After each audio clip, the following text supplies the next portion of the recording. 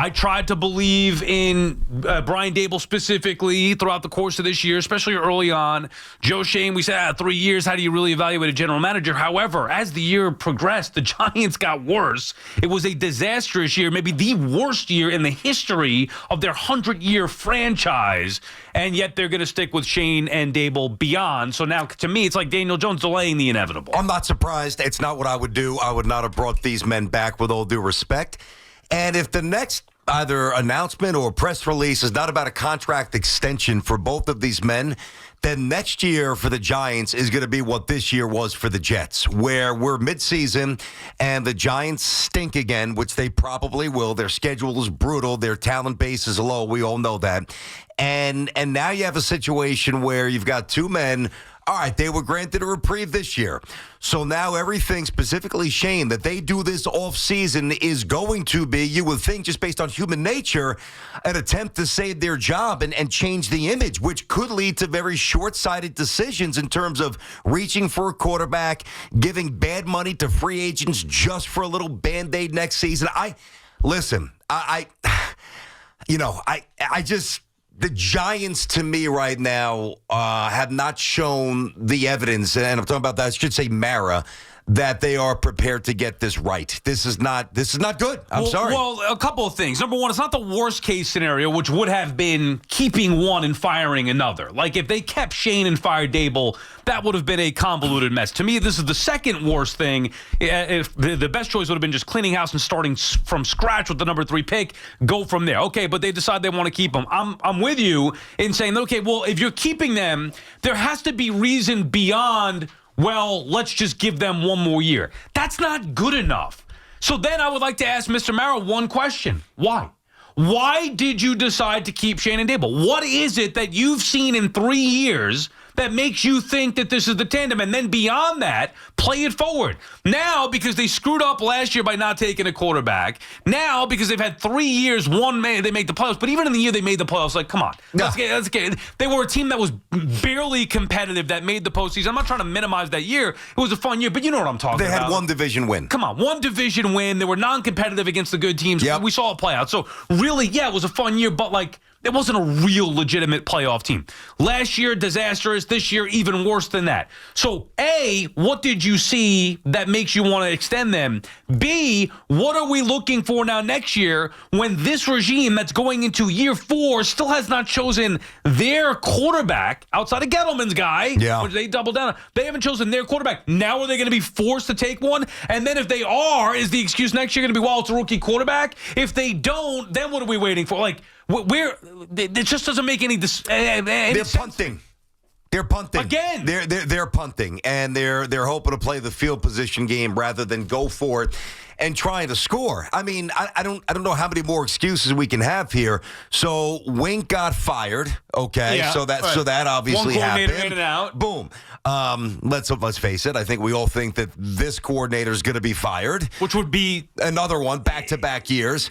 Last year, meaning this past season. It's not just the defensive coordinators. I got news for you. And I sided with Daboll, and you were more with Wink last year, BC. But you can't go through another one. No, well, and think about this. This year, Daboll assumed the offensive play calling duties. The Giants' offense was absolutely pitiful. So, the excuses have dried out. I get it. I just, for Mara, and I've always feared this, actually, Sal. I've always thought that Mara was going to make a decision based on not convenience. I don't think it's bad. Some owners don't want to go through the hiring cycle, which is a lot of work. I don't think that's necessarily the case. I think with Mara here, he just really wants to change the stigma that his beloved New York Giants, once a symbol of stability, has, that they're getting away from that. I don't think the decision, I'm sorry, is based on merit.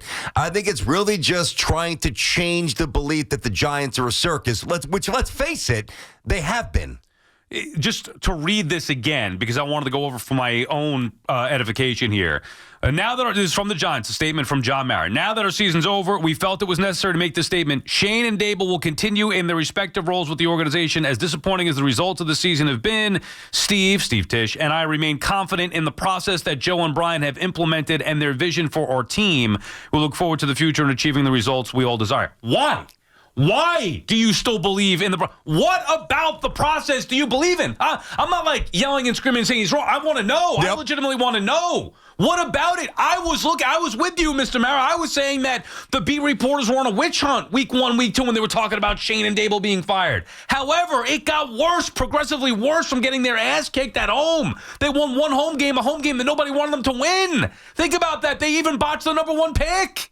They were in such a mess, BT, that I don't even know what to say. Some people say, oh, well, they should take a quarterback. Well, I think you have to take a quarterback, but I would have taken a quarterback last year. Do you know why? There were many quarterbacks available in a quarterback, rich draft, and they had an opportunity to do so. They didn't, and now they're in a spot where they almost have to take a quarterback in a draft that's less than, and who knows who's going to be there at number 3. Maybe Sanders forces his way, whatever, but they've screwed themselves over here with decisions that they've made for the last 3 years. This is what worries me, Sal. This is why that's what the first thing I said today is the next release going to be about a contract extension, right? Which, by the way, they haven't earned it, but at least it's more justifiable, and I think gives them.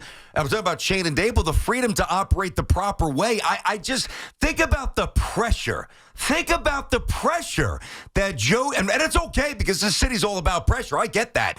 But think about the pressure that's now going to, you would think, dilute his sensibility. Talking about Joe Schoen's football sensibility as he attacks this draft, as he attacks this offseason. If he is a lame duck and they're not getting extensions, I don't believe it. If they do, okay, then I'll take back what I'm about to say and what I've already said. But they're going into this now, we got to do this. We got to do this. We got to save our job. We got to change perception. We got to win some games. Well, when you think like that, you generally don't think clearly. And when you don't think clearly, when you're rushed, you generally reach. And when you reach, guess what? You fail. Yeah, I'm with you, BT, because that would at least, again, not saying that I would have extended them. I would have, although I really wanted to have continuity and stability. Yeah, if it makes sense. Yeah, well, continuity. Right, but based on 3 years of watching both Schoen and Daboll, I have no faith that these are going to be the guys. Yeah. So they did sign Hoff at the beginning, a 5-year deal, each of them. So this is now going into year 4. So now, again, but still, without the extension, everybody assumes that if things go wrong early next year, they're gone. Well, that's kind of where I'm at. I don't want just a vote of confidence for this year. I need to hear Mr. Mara say why he still believes in Schoen and Daboll, and then that they're not even on the hot seat next year. Like, guys, stop the witch hunt. These are the 2 that we chose. Yep. We're going to see this through for the next, 3, whatever, because it can't just be about next year again. Like, what's going to change? They can't be in the same spot the Jets were a year ago. Okay, so let's say that we get that press conference from John Mara, which I don't think we'll get the answers that we're searching for. What do you think he'll say? What is there to say? What are they good at? That's why I want to hear it. That's the point. Well, I was trying to fight you off on this earlier in the year, right? And early. I could be like, oh, look, there were, a bad kick, a kick or a healthy kick or away. Or, the way the Commanders game with the roster, whatever, sure. Like all those little things, or a big play away if they had a real quarterback. It got progressively worse. It was. I'm waving the white flag. I was in the camp of keeping Schoen and Daboll. I know you were. I cannot fight you off with legit reason to keep these 2. They've given nothing in 3 years. And let me ask you this: so if there's going to be some firings on the staff, I would imagine. Let's say they're in the market for another defensive coordinator, as I said before, right? With only 2 years to go on the contracts here, and then obviously next year, at that point, it's a year to go. Yeah. What coach is that's worth hiring? I'm not saying it couldn't work out, but it's the least desirable situation. What established coach is going to say, sure, I'll uproot my family and I'll move to New Jersey and I'll go and coach for a guy and play and be on the staff for a general manager whose contract is about to be up. That makes no sense. One that doesn't have any other options. Well, correct. There you go. But that's not going to be the one that you would want. Right? True. I think it's just a mess here. It's sad that we're here, and I'm not trying to get these guys fired, but just look at the record. And I'm not either. I believe that they probably got themselves fired. Yeah, well, now, think about this. The schedule. Now, to go through the schedule in the NFL is a waste of time because you just really don't know. Like, we thought the Vikings would stink this year. Nobody saw the Commanders coming. Okay. Nobody thought Denver would be a playoff team. It is very hard to do.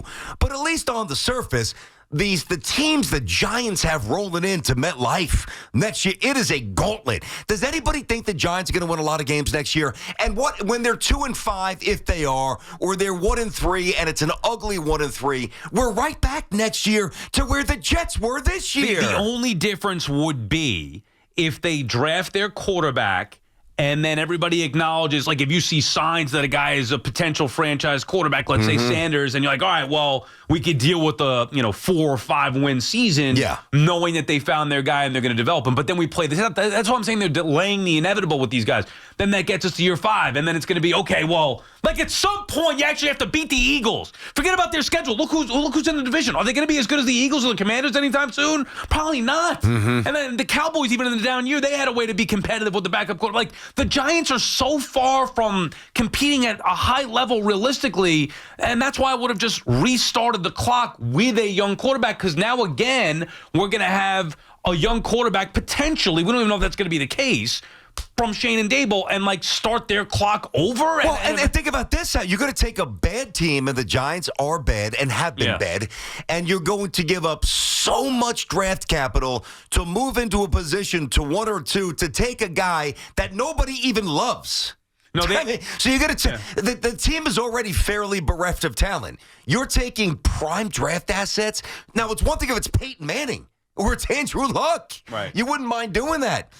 I just think that they are set up to fail for a while. And I hope I'm wrong, by the way. I really do. But it's not what I would do. BT and Sal on the fan. Let's get some calls in. 888-808-1019. Our friends at Town Fair Tire remind you that at Town Fair Tire, you always get the guaranteed lowest price on name brand tires from Connecticut to Maine. Nobody beats Town Fair Tire. Nobody. Russ is in Norwalk, Connecticut. What's up, Russ? Thanks for taking my call, guys. You guys are spot on.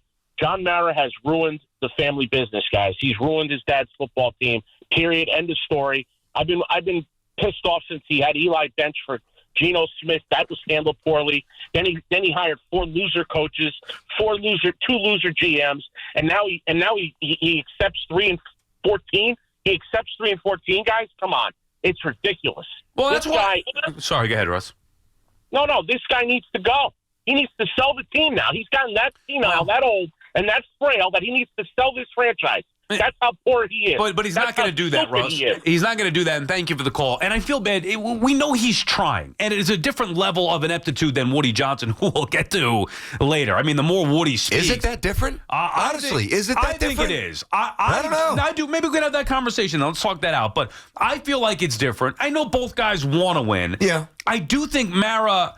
Look, he's proven that he does know how to win. It's just gotten away from him. And sometimes, BT, when things get away from you, that's where you really show what you're worth. He hasn't been able to get it back on track. No, it's getting worse. Correct. It's getting worse. And because of that, because of all those repeated mistakes, he now is thinking of those in the past and saying, I don't want to do this again and restart again. So he's sticking with his instincts, which is fine, but then you really have to be committed to this through the storm, meaning these are your guys. You made the choice. Last week when I was saying definitively, these have to, if you're going to make your decision now, that means that Schoen and Daboll are your guys through the thick and thin, meaning the next couple of years. Like it or not, Giant fans, that's the reality. If they're making that decision. I don't know if they are. That's what I would have done. If I'm saying I'm going to stick to them, that means it's beyond just the storm, which you know is coming of next year. But I feel like he's been wavering and this and that. As long as, like you said, this is a long-term thing, then maybe you could at least accept it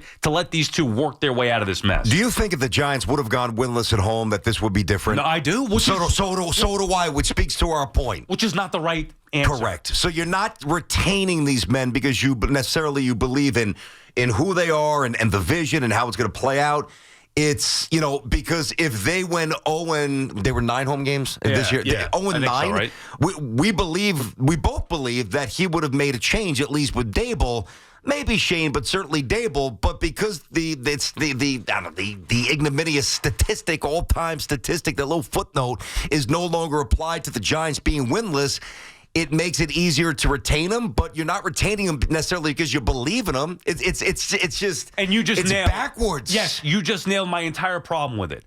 If Mara, truly believed in Schoen and Daboll and came out forcibly throughout the course of the year now saying, I believe in these two guys, and here's why. And they're going to be here whether you like it or not beyond next year. I want to see them draft and develop their quarterback. I'm not going to overreact to 1 year. Then we can at least accept it. I really do believe, and it's based on reporting, like we're not just making this up, that Daboll's job was in jeopardy had they not beaten the Colts. Yep. So that means you can't believe in him that much. By the way, here's proof, BT. Aside from the reports, Brian Daboll has changed. From year 1 to year 3, I guarantee you it is because of Mara, ownership, whoever, telling Daboll, hey, you can't be like this with the media. You can't be like this on the side. They have changed Brian Daboll in certain ways. So I don't believe that they fully believe in Brian Daboll. Well, then that's pretty much hopeless because the Brian Daboll that they changed, that version was the only good version of Brian Daboll. Correct. That's why you brought him in. That's the one that I like. Me too. Going back to week 1, 3 years ago in Tennessee when he's lighting up Daniel Jones and he's very honest and very blunt in his assessments post-game, holding players accountable, projecting the Giant way, which, by the way, at this point, I don't even know what the hell the Giant way is. Like, you can make the case that, think about this. The erosion of the Giants is the saddest disintegration of any team in our city in a long time. Honestly, and listen, I think the Mets are on the come up. We know that, but the Mets don't have the history that the Giants do. The Yankees are always relevant. The Knicks are always overrated. Like we in our own minds, we overstate who the Knicks are. The Knicks have won twice. They haven't won in our lifetime. I wasn't born, and I'm older than you. So but the Giants, along with the Yankees, were the bastion. They were the compass to competent and productive and they're still classy. I don't want to get nuts. Getting some stupid rant here where I start taking shots that don't apply. The Giants are a very classy franchise still, but the Giants used to lead the way. It was the Yanks and it was the Giants, and everybody else in this city was following them. Now the Giants are the Jets. Lewis is in Colts Neck. What's up, Lewis? Guys, I'm so frustrated with this team. I think go ahead, Lewis, go ahead. Yeah, I'm just so frustrated. I've been a Giants fan since the 80s. My dad introduced me to the sports. I came from overseas, and it's I see an organization that literally, to me, it looks like they're getting close to the Jets type of management system. We can't figure out how to win. We can't figure out how to lose. I mean, I remember last season, I'm watching this game, and I'm telling I have a brother-in-law that works at one of the TV stations, and he was celebrating that they're about to win a game that had absolutely no meaning. I said, who's going to remember what your record is in 2024? No one's going to remember. Wow. Lose out, go get a good quarterback, and let's move on. Let's build on what we have. That's what everybody else, all the other franchises do. And we find ways to... Sorry, Lewis, to cut you off there. No, and that way, and thank you for the call. Thanks, bud. That would have been the case either way, but now we're reacting to Schoen and Daboll being back, getting a chance to pick their quarterback and beyond. And I guess that's kind of why it is convoluted, BT, because there's what we are reacting to, there's what we would do versus what they did, and then there's why did they do it. And it's hard for me to say what I would do now because I would have made a different decision a year ago, 3 years ago. And in my mind, that would have been the right decision. Like when you hired Schoen and Daboll, move on from Daniel Jones, get a new quarterback in immediately. I understand the salary cap and all that stuff. They didn't do it, but look what that led to. That led to Jones having an aberration of a successful season where they made the postseason. Then that led to them extending Daniel Jones, which led to them passing on a quarterback last year, which now leads to them needing a quarterback in a draft that doesn't have good quarterbacks this year. Like what I would have done is so far different from what they did, and they have put themselves in a bad spot here. And now they're doubling down with these guys. Like, I don't Sal, put it this way. You don't get to this point with one bad mistake. Bingo. This is years in the making here. We got plenty more to do.